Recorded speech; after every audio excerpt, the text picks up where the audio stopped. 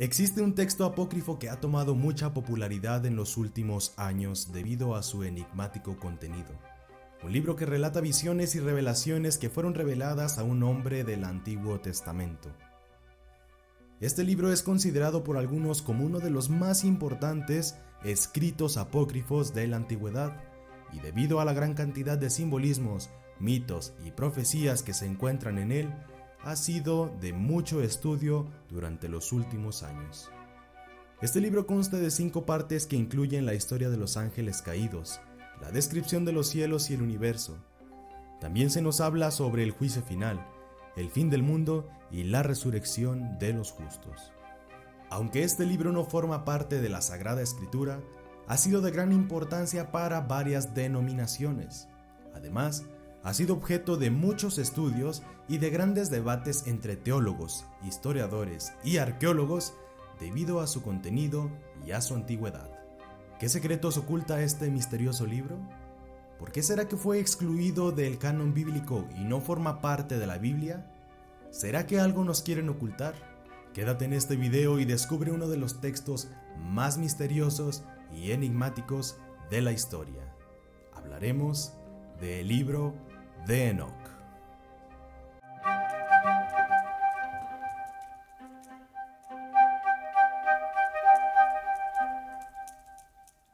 El libro de Enoc es una obra que se remonta a los tiempos antiguos y se cree que fue escrito entre el tercer siglo a.C. y el primer siglo después de Cristo. En él se describen las visiones y revelaciones que Enoc, un personaje bíblico del Antiguo Testamento, recibió durante su vida.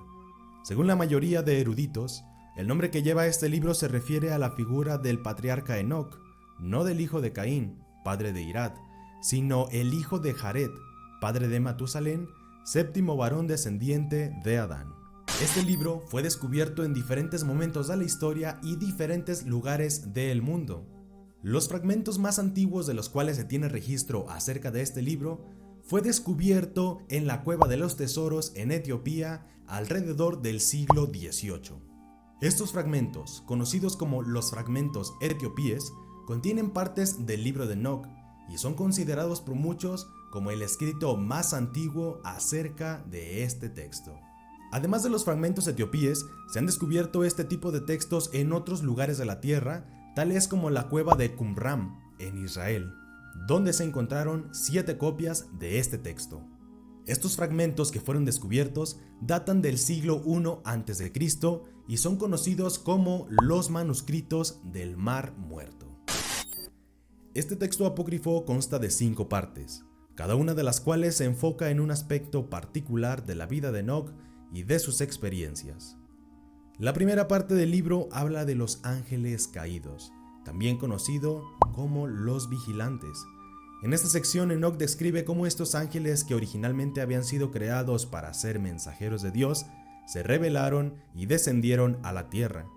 Se dice que estos ángeles corruptos enseñaron a los humanos técnicas de magia y artes oscuras, lo que resultó en el aumento de la maldad en la tierra.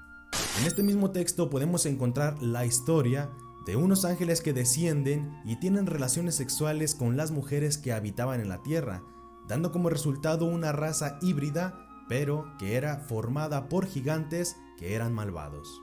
Estos ángeles fueron conocidos como los vigilantes y se les describe como seres poderosos y desobedientes a la autoridad de Dios y que descendieron a la tierra para satisfacer sus necesidades carnales. El libro describe la caída de estos ángeles y posteriormente castigo, así como la lucha entre los Nefilim, que eran descendientes de los vigilantes y los humanos. Además, se habla sobre la visión profética de Enoc, que describe el juicio final y la victoria de los justos sobre los malvados. Puede ser que la historia de los Nefilim, que eran seres gigantescos, nos resulte algo fantasiosa, puesto que solo aparece en el libro de Enoc, ¿o eso podríamos creer? Pues bien, si nos fijamos en el libro del Génesis, se nos narra lo siguiente, haciendo referencia a unos seres gigantes que habitaban en la tierra. Y dijo Dios: no contenderá mi espíritu con el hombre para siempre, porque ciertamente él es carne, mas serán sus días 120 años. Había gigantes en la tierra en aquellos días, y también después que se llegaron los hijos de Dios a las hijas de los hombres, y les engendraron hijos. Estos fueron los valientes que desde la antigüedad fueron varones de renombre. La figura de los Nefilim ha sido objeto de debate y especulación por parte de ciertos estudiosos de la religión y la mitología. Algunos argumentan que la figura de los Nefilim es una alegoría de la humanidad y la corrupción y degeneración que ésta estaba viviendo en ese momento, mientras que otros sugieren que se debe a una reminiscencia de antiguos mitos de héroes y semidioses. En 1891, un periódico de la ciudad de Nevada, en Estados Unidos, informó sobre el descubrimiento de los restos de un gigante de casi 4 metros de altura. Según el relato, el cuerpo fue descubierto por un grupo de mineros en una cueva y fue entregado a un científico para su estudio. Otro ejemplo es el relato de un gigante de 6 metros de altura que fue descubierto en India en la década de los 50. Según los informes, los restos fueron encontrados en una tumba que databa de más de 5.000 años de antigüedad. Sin embargo, el cuerpo nunca fue examinado por científicos independientes, lo que ha llevado a la especulación y la duda acerca de la veracidad de estas historias. Aunque estos descubrimientos han sido ampliamente difundidos por los medios de comunicación, la comunidad científica tiene sus especulaciones y ha sido escéptica en cuanto a estos descubrimientos y su veracidad. Muchos de estos restos que han sido encontrados han sido rápidamente descartados como fraudes o simplemente se tratan de interpretaciones exageradas de restos humanos. En la segunda parte del libro se enfoca en la descripción de los cielos y el universo. En esta sección, Enoc describe los cielos y los seres celestiales que los habitan. Se dice que Enoc fue llevado a una serie de viajes por los cielos y pudo observar la naturaleza de los ángeles y la forma en que adoran a Dios. Esta parte también incluye una descripción del infierno y de las almas de los malvados que allí se encuentran. La tercera parte del libro se centra en las visiones y los viajes que tuvo Enoc. En esta sección se habla de los viajes que realizó Enoc una vez después de haber realizado sus viajes al cielo. Enoc describe con detalle cada una de las cosas que observó durante estas travesías, incluyendo los reinos celestiales, las estrellas y los cuerpos celestes. Y de este texto podemos recoger la siguiente información. El año estaba compuesto por 364 días, divididos en 4 estaciones iguales de 91 días cada una. Cada estación se componía de 3 meses iguales de 30 días, más un día extra al final del tercer mes. Todo el año estaba compuesto por 52 semanas, y todos los días del calendario ocurrían siempre en el mismo día de la semana. Cada año y cada estación comenzaba siempre el miércoles, que era el cuarto día de la creación narrada en el Génesis, el día en que se crearon las luces del cielo, las estaciones, los días y los años. No se sabe cómo hacía coincidir este calendario con el del año tropical, de 365.24 días, y ni siquiera se está seguro si sintieron la necesidad de ajustarlo. En este libro podemos encontrar un listado muy interesante en cada uno de sus capítulos.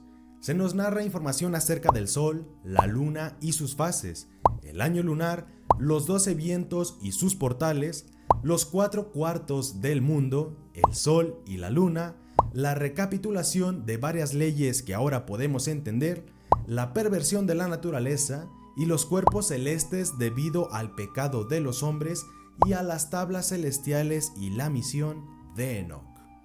También se dice que Enoc fue testigo de los árboles sagrados que se dice se encuentran en el paraíso, así como el río que fluye desde este mismo.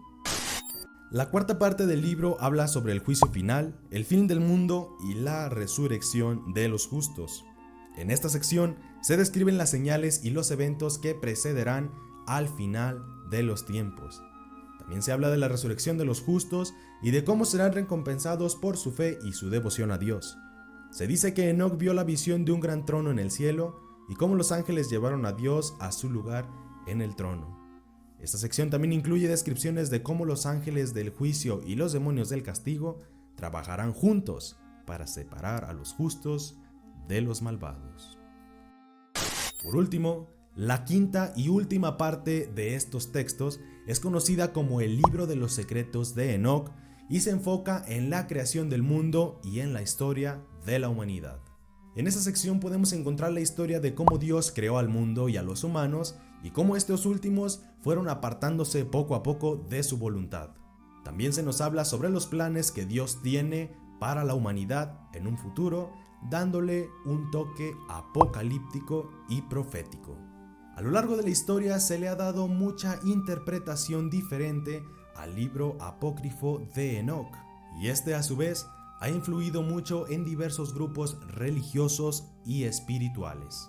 Sin embargo, como todos los textos de esta índole, ha sido objeto de controversias acerca de su autenticidad, su relación con otros textos apócrifos y su influencia en la cultura popular. El libro de Enoc es un texto que no fue incluido en el canon bíblico aceptado por la Iglesia y otras denominaciones cristianas. La razón principal de esto se debe a que su origen y autoría son inciertos y porque tiene enseñanzas y relatos que son considerados por la Iglesia como no canónicos o heréticos. El contenido del libro de Enoc, que no siempre está en línea con la teología cristiana tradicional, fue considerado como sospechoso y no autoritativo por muchos líderes de la Iglesia en los primeros siglos de su existencia. Además, algunos elementos de este libro eran utilizados por sectas cristianas de los gnósticos, que fueron condenados como heréticos por la Iglesia. Sin embargo, el libro sigue siendo considerado una fuente importante para el estudio de la historia y la teología judío y cristiana. El libro de Enoc fue definitivamente apartado del canon tras el concilio de Laodicea en el año 364. En algún momento posterior la versión griega del libro se perdió. El último en citar pasajes del libro fue el monje bizantino Jorge Cincelus en el siglo VIII. Es muy posible que la traducción del Ges se hubiese realizado en el siglo VI, una época de gran actividad en la iglesia etíope, durante la cual se tradujeron numerosos textos religiosos. En conclusión, el libro de Enoc seguirá siendo uno de los libros más importantes acerca de su fascinación y misterio que le tienen muchas personas alrededor del mundo, debido a su contenido apocalíptico, visiones míticas y relatos de gigantes y seres celestiales. Aunque su autoría y origen son inciertos, y sabemos que no fue incluido en el canon bíblico por la Iglesia, esto no le quita la importancia histórica que ha influido en muchas tradiciones religiosas y culturales.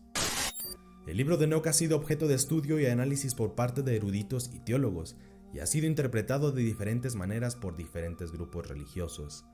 Algunos ven en él una fuente de revelación divina, mientras que otros lo consideran simplemente una obra literaria antigua.